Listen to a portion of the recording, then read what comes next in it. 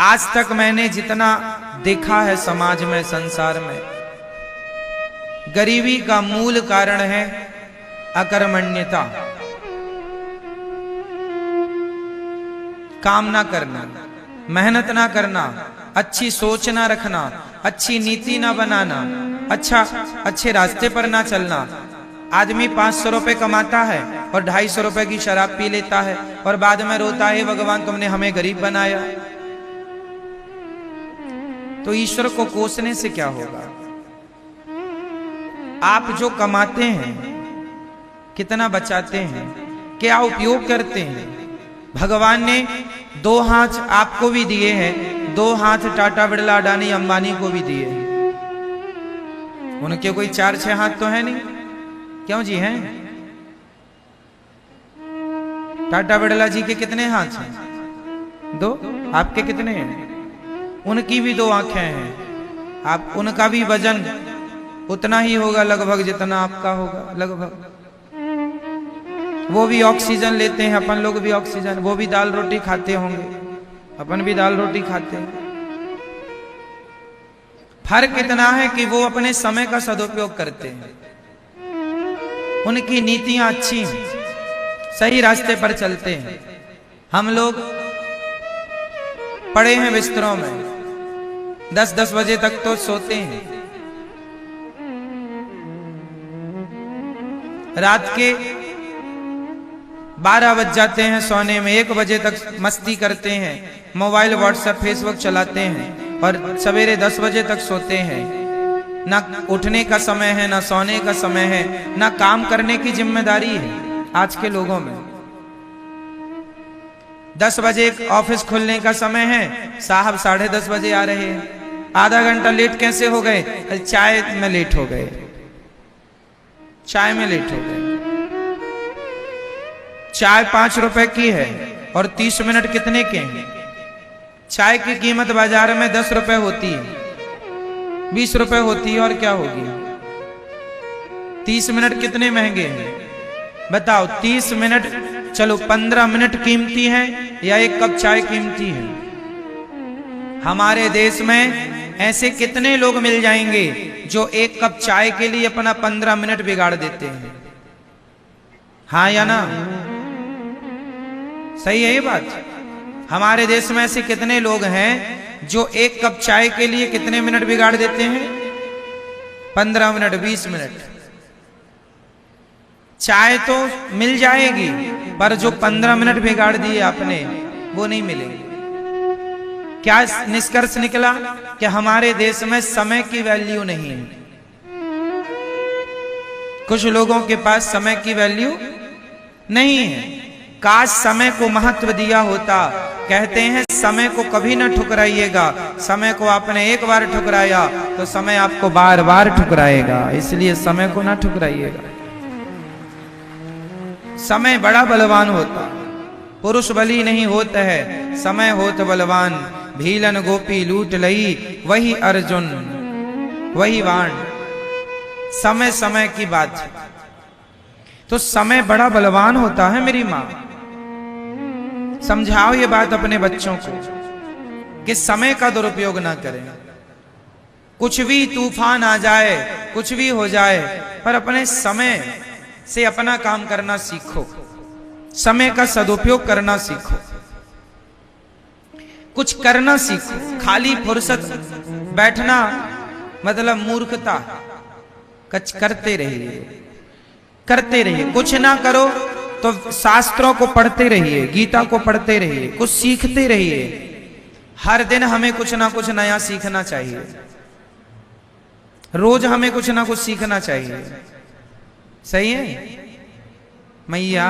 समझ में आ रही है? सीखते रहो, आगे बढ़ते रहो, करते रहो कुछ। काम करने वाला व्यक्ति शारीरिक रूप से भी स्वस्थ होता है और मानसिक रूप से भी स्वस्थ होता है। अकर्मण्य आदमी बैठा बैठा बीमार पड़ जाता है, मानसिक रूप से भी ग्रसित हो जाता है, परेशान हो जाता है। बुढ़ापा आ गया, इसका मतलब ये नहीं कि आप कुछ नहीं करेंगे। आप मंदिर में जाके कीर्तन ही करिए, गीता का पाठ करिए, बुढ़ापा है, रामायण, अच्छे संस्कार दीजिए गांव के लोगों को, मोहल्ले के लोगों को, सोसाइटी के लोगों को, अच्छा काम करिए। बुढ़ापा आ गया है, रिटायरमेंट हो गया है, कुछ नहीं कर सकते, तो आप जो बच्चे हैं जो गलत रास्ते पर जा रहे हैं, सब बच्चों को आप अच्छे रास्ते पर ले जाइए, क्योंकि आप बूढ़े हैं, आपको जीवन जीने का अनुभव ज्यादा है। अपने अनुभव शेयर करने लग जाइए, कुछ दीजिए देश को, समाज को, कुछ कीजिए। कुछ ना करने की अपेक्षा कुछ करना श्रेष्ठ है।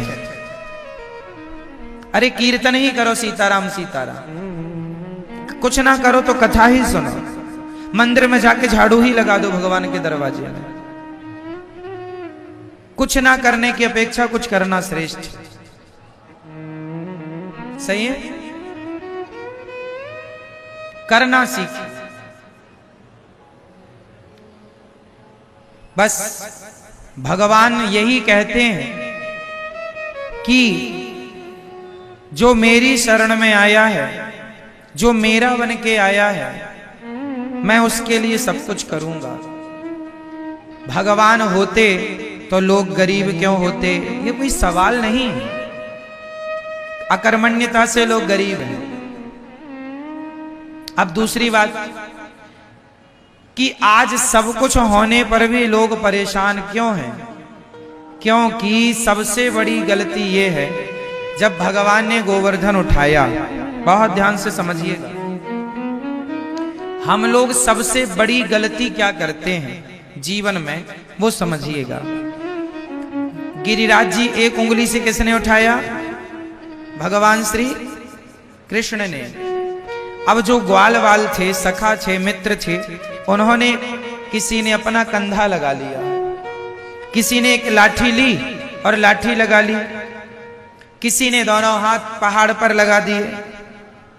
और थोड़ी देर बाद ग्वाल वालों ने भगवान श्री कृष्ण से कहा, कन्हैया तुम कुछ खा लो। भगवान बोले मैं खाऊंगा तो पहाड़ नीचे नहीं आ जाएगा। तो ग्वाल वालों ने कहा, कन्हैया क्या पहाड़ तुमने उठा रखा है? अरे हम लोगों ने इतनी लाठियां लगाई हैं, हम लोगों ने हाथ लगाए, कंधे लगाए, तो पहाड़ तुमने थोड़ी उठाया, हम सबने उठाया, हमारा भी योगदान है। भगवान बोले अच्छा ठीक है, तो तुम लोग संभालो, फिर मैं नीचे करता हूं हाथ। हाँ हाँ तुम नाश्ता करो। भगवान ने थोड़ी सी उंगली नीचे की तो जितनी लाठियां लगी थी सब चढ़ चढ़ करके टूट गई। पहाड़ नीचे आ, सब भैया बचाइयो, लाला कन्हैया बचा बचा। भगवान ने उंगली ऊपर। अब ब्रजवासियों ने सबने अपने कंधे, डंडे, हाथ नीचे कर लिए। समझ में अब आया कि पहाड़ हमारे बल से नहीं, ये तो गोविंद के बल से खड़ा हुआ। ये छोटी सी कथा क्या मैसेज देख के जा रही है? मैसेज यह है कि सबका भार किसके हाथ में है? भगवान के हाथ में है। आप लोगों ने जो कंधे लगा रखे हैं, मैं कर रही हूं, मैं कर रहा हूं। आपने जो लाठियां लगा रखी हैं, मैंने ये किया, मैंने वो किया। आपने जो हाथ लगा रखा है, मैं ना होता तो ऐसा ना होता, मैं ना होता तो मर जाता। ये गलतफहमी निकाल दो। किसी के कुछ करने से कुछ नहीं होता। हुई है सोई जो राम रची राखा। हम और आप कुछ नहीं कर सकते। हम आप कुछ करने वाले ही नहीं हैं। सब कुछ करने वाले कौन हैं? भगवान। जो लोग इस सच्चाई को नहीं स्वीकार करते, जो लोग इस सच्चाई को नहीं मानते, वो लोग दुखी होते हैं। जो हो रहा है वह भगवान की इच्छा से हो रहा है। जो हुआ था वह भी भगवान की इच्छा से हुआ था। जो होगा वह भी भगवान की इच्छा से होगा। अच्छा, आप क्या कर सकते हैं बताइए? आप में से ऐसे कितने लोग हैं? हम सबसे सवाल कर रहे हैं, बताइए आपके पास कितना पावर है? आप क्या कर सकते हैं? क्या आप दिन को रात बना सकते हैं? क्या आप नदी को समुद्र बना सकते हैं? क्या आप बूढ़े को जवान बना सकते हैं? क्या जवान को बूढ़ा बना सकते हैं? क्या आप चाह कर भी अपनी कमर का दर्द मिटा सकते हैं? दवाई ही तो खा सकते हैं, अच्छा इलाज ही तो करा सकते हैं। वो इलाज के बाद भी दर्द जाएगा या नहीं, ये आपके हाथ में। आपके हाथ में होता तो दर्द ही ना होता। किसान खेत में बीज ही तो बो सकता है, कितने कुंटल फसल आएगी किसके हाथ में है? क्या है आपकी बेटी का विवाह कब होगा, ये आपके हाथ में है? आपकी बहू के बेटा ही होगा या बेटी ही होगी, ये आपके हाथ में है? बोलो मेरी माँ, फिर क्या आपके हाथ में? आपको कितना लाभ होगा, कितनी हानि होगी, ये आपके हाथ में है। इसलिए बिंदास आनंद पूर्वक जिंदगी जीना सीखो। टेंशन लेके मरो मत, घबराओ मत। जो कष्ट आए, संकट आए, फेस करते चलो।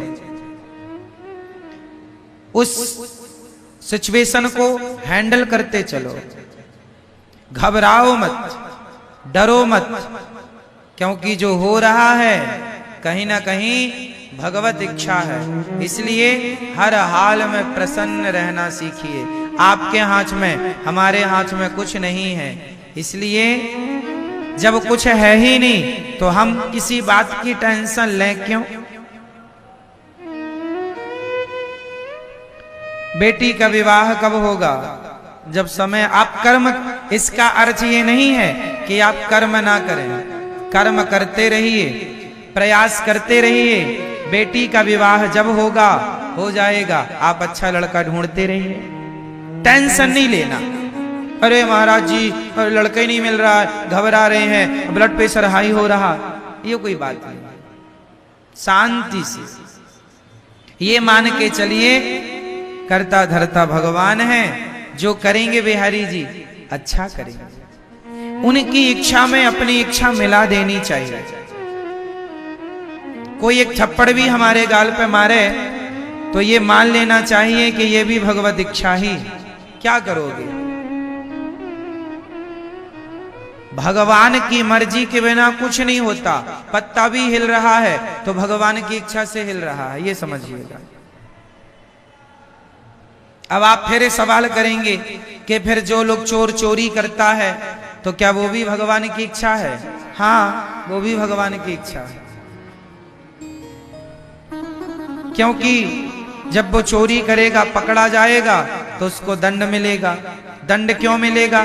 क्योंकि उसके कर्मों के अनुसार उसके भाग्य में दंड का विधान था, तो वो वैसी जैसी होनी होगी वैसी करेगा। भगवान बुद्धि मति गति वैसी बना देते हैं। जो होना होता है तब मति गति भगवान वैसा ही हम और आपको सोच भी नहीं। हम और आप जो सोचते हैं वह भी कंट्रोल भगवान के हाथ में होता है। हम उतना ही सोच सकते हैं जो भगवान सोचवाएंगे, उतना ही बोल सकते हैं जितना भगवान बुलवाएंगे, उतना ही कर सकते हैं जितना भगवान करवाएंगे। क्योंकि हम कठपुतली हैं, सब ही नचावत राम गोसाई। आज का आदमी व्यर्थ में टेंशन लेता है, व्यर्थ में परेशान होता है। ये जिंदगी परेशान होने के लिए नहीं मिली, ये जिंदगी मस्त होकर के जीवन जीने के लिए मिली है। खूब बिंदास जियो, आनंद से जियो, प्रसन्न चित्त से जियो। जो हो रहा है उसे भगवत इच्छा मानकर चलते रहो। आनंद के लिए जीवन मिला है, दुखी होने के लिए जीवन नहीं मिला कि जरा सा संकट आया दुखी होने लग गए, रोने लग गए। अरे जब अच्छा समय आता है आदमी का तो वो जब अच्छा समय आता है तो आदमी उस अच्छे समय को एक्सेप्ट करता है, स्वीकार करता है। तो बुरा वक्त आए तो उसे क्यों ना स्वीकार किया जाए।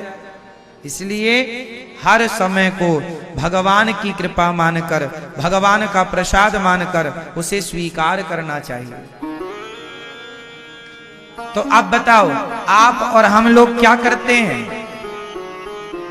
आप कितने लोगों का पेट भरते हैं बताओ?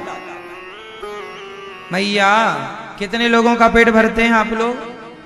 2 लोगों का, 4 लोगों का, 10 लोगों का? बताओ मैया, ओ मेरी माँ, आप कितने लोगों का पेट भरती हो मैया? आपसे पूछ रहे हैं जो थोड़ी देर पहले आपने जम्हाई ली है।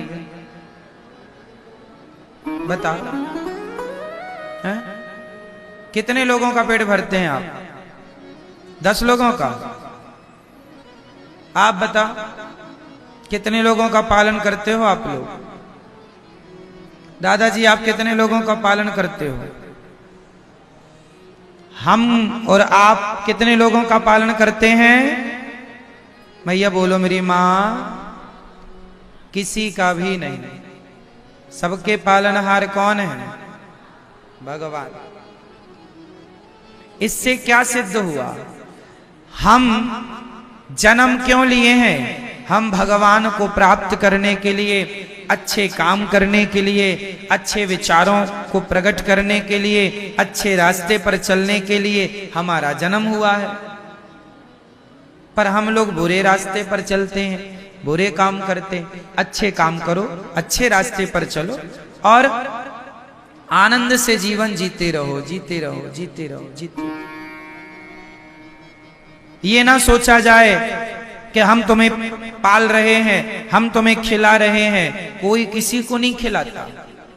हर व्यक्ति अपने भाग्य का दाना पीना, खाना पीना खाता। एक राजा था। एक राजा ने एक मक्के का दाना लिया, मक्के का एक दाना लिया और दाना लेकर के अपने गुरुजी से बोला। राजा सिंहासन पर बैठ के भरी सभा में राजा ने कहा, गुरुजी बताइए, ये जो मक्के का दाना है, यह दाना आप तो सब कुछ जानते हैं, बताइए यह दाना, इस दाने में किसका नाम लिखा है? क्योंकि आप कहते रहते हो दाने दाने में लिखा है खाने वाले का नाम। तो राजा ने कहा, गुरुजी आप सब जानते हैं, तो बताओ कि इस दाने में किसका नाम लिखा है? गुरुजी बड़े ज्ञानी थे, सामान्य नहीं थे, त्रिकालज्ञ थे, बड़े उद्घट विद्वान थे, सब कुछ जानते थे। उन्होंने कहा, राजन, इस दाने में वो कबूतर बैठा है, उस कबूतर का नाम लिखा है। राजा बड़ी जोर से हंसा। गुरुजी, आज आपकी बात झूठी हो जाएगी। कबूतर खा ही नहीं सकता इसे, क्योंकि ये मेरे हाथ में है। मैं खाऊंगा और मैं खाऊंगा तो आपकी बात झूठी हो जाएगी। राजा बोले, आपकी बात झूठी हो जाएगी आज। गुरुजी ने कहा, बेटा, दाने दाने में लिखा है खाने वाले का नाम। यदि इस दाने में उस कबूतर का नाम लिखा है तो वो कबूतर ही खाएगा। राजा जोर से हंसा और हंसते हंसते उसने दाना अपने मुंह में डाल दिया। जब मुंह में डाला तो वो हंसने के कारण वो दाना जाकर के उसके यहां गले में फंस गया। फंस जाता ना कई बार भोजन हम लोगों के यहां। फिर कई बार फिर जल्दी से पानी पीना पड़ता है खाने के तुरंत बाद, तब को लगता है कि हाँ अंदर गया नहीं, गले में रह जाता है। तो राजा हंसने के कारण वो दाना खा लिया और गले में फंस गया। अब फंस गया, वो चिल्लाने लगा, ये वो चिल्लाने लगा। तब क्या हुआ? अचानक उसे छींक आई और जब छींक आई तो दाना नाक से बाहर आया और बाहर आया तो छींक के कारण प्रेशर से दूर गिरा तो पक्षी तुरंत उड़ करके आया, दाना मुंह में दबा के भाग गया। गुरुजी ने कहा, दूसरे के भाग्य का खा भी लोगे तो वो तुम्हें पचेगा ही नहीं। इसलिए दूसरे के हिस्से का नहीं खाना चाहिए। जो थाली दूसरे के लिए परोस दी गई है वो थाली आपको नहीं, अर्थात वो भोजन आपको नहीं करना चाहिए। जो अन्न किसी के लिए निकाल दिया है वो उस तक पहुंचाओ। वो ना मिले तो गाय को खिला दो, कुत्ते को खिला दो, उसके हक का ना खाओ। जैसे आपके दरवाजे में कोई भिखारी आया, आपने कहा रुको हम आपके लिए कुछ लाते हैं। आप अंदर लेने गए मुट्ठी भर चावल, कटोरी भर चावल, तब तक वो भिखारी चला गया। अब वो कटोरी भर चावल आपने उसके लिए निकाला है और वो चला गया। अब उस चावल का क्या करेंगे? उस चावल को अब घर में अंदर ले जाके वहां मत डाल दो जहां से लाए हो। अब वो किसी के हक का निकल गया, वो किसी के नाम से निकल गया। अब क्या करना चाहिए? अब उस चावल को, वो चला गया जिसको देना था, तो या फिर किसी दूसरे को दो। कोई दूसरा भिखारी आ जाए तो उसे दे दो, या गाय को दे दो, या कुत्ते को दे दो, या पक्षियों को दे दो, पर उसे आप ना ग्रहण करो। पैसे भी किसी के नाम के निकल गए तो आप उसे दीजिए। अब उससे अपना काम ना करिएगा, क्योंकि हम सब लोग अपने हक का खाएं, किसी और के हक का ना खाएं। इसलिए कहा करता हूं कि हम और आप पालनहार नहीं हैं, हम और आप किसी का पेट भरने वाले नहीं हैं, सबके पालनहार भगवान हैं। कितना हमारे पास जो धन है उसमें भी कितनों का नाम लिखा है, ये ईश्वर ने पहले से तय कर रखा है। इसलिए ये दास अनिरुद्ध, ये गौरी गोपाल जी की रसोई में उतने ही लोग आकर प्रसाद पाते हैं जिन जिन के नाम का यहाँ दाना पानी है। तो ये आपके भाग्य का ही आप लोग खा रहे हैं, ये आप ही खा रहे हैं आपके भाग्य का। इसलिए कोई किसी को नहीं खिलाता, कोई किसी को नहीं देता, भगवान ही सबको देने वाले हैं। इसलिए दाता एक ही है, दाता एक राम, भिखारी सारी दुनिया, और राम एक देवता, पुजारी सारी। तो मैया पालनहार कौन है? करने कराने वाला कौन है? हम कौन हैं? हम कौन हैं? कुछ भी नहीं। हम कौन हैं? हम शून्य हैं। और राम जी भगवान जी कौन है? अंक। अच्छा बताओ, शून्य बड़ा कि अंक बड़ा? शून्य बड़ा कि अंक? जोर से। अंक। एक दिन शून्य को घमंड आ गया। शून्य ने कहा अंक से, अरे अंक, तुम तो एक एक चलते हो, हम 10 चलते हैं। तुम 1 कदम चलते हो, हम 10 कदम चलते हैं। तुमसे बड़े हम हैं, तुम्हारी कोई हैसियत नहीं है, अपनी हैसियत में रहा करो। अंक से कहा शून्य ने, क्योंकि 1 के पीछे शून्य लगा देने से क्या हो जाता है? 10। मतलब शून्य संख्या को 10 गुना बढ़ा देता है। सही है? 2 शून्य लगने से संख्या हो जाती है 100। तो शून्य जो है संख्या को 10 गुना बढ़ाता है। तो शून्य ने कहा संख्या तुम्हारी कोई वैल्यू नहीं है, क्योंकि तुम 1 2 3 4 चलती हो 1 कदम, हम सीधा 10 कदम चलते हैं। तो अंक बोला, संख्या बोली, शून्य भाई साहब यदि आप बड़े हैं तो एक काम करो, फिर आप ही बैठो, हम चली। तो शून्य शून्य रह गए 5, आगे की संख्या हट गई। 5 शून्यों की भी वैल्यू तब है जब सामने संख्या हो। 2 शून्यों की भी वैल्यू तब है जब सामने अंक हो, संख्या हो। अंक नहीं तो शून्य का कोई अस्तित्व नहीं। उसी प्रकार राम नाम एक अंक है, बाकी साधन सून, राम रहे 10 गुण है, राम बिना सब सून। भगवान अंक है, हम सब शून्य हैं। यदि शून्य अंक से जुड़ा रहेगा तो शून्य की भी जय जयकार होती रहेगी। यदि शून्य संख्या से हट गया तो शून्य की कोई हैसियत नहीं।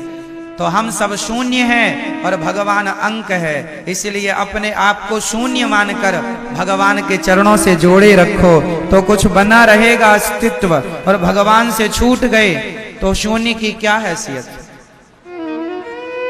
शून्य अंक से जुड़कर 10 गुना बढ़ता है। भक्त भगवान से जुड़ करके उसका भी वैभव यश कीर्ति परिवार 10 गुना बढ़ता है। इसलिए जोड़ के रखिएगा, ये घमंड ना पालिए कभी कि हम कर रहे हैं। सदा ये भाव बना के रखिए कि सब कुछ भगवान कर रहे हैं, हमारी मर्जी से कुछ नहीं हो रहा है, सब किसकी मर्जी से है ना मेरी माँ। ये उंगली उठाओ अपनी जरा सभी लोग, एक हाथ की एक उंगली। पीछे वाली मेरी माँ, ओ मैया उठा लो हाथ, एक उंगली अपनी और हिला लो ऐसे ऐसे, उंगली हिलाओ। चलो बस करो। अब ये बताओ कि ये जो उंगली आपने हिलाई है किसके बल से हिलाई? किसका बल था ये? आपका? भगवान जी का। हाँ,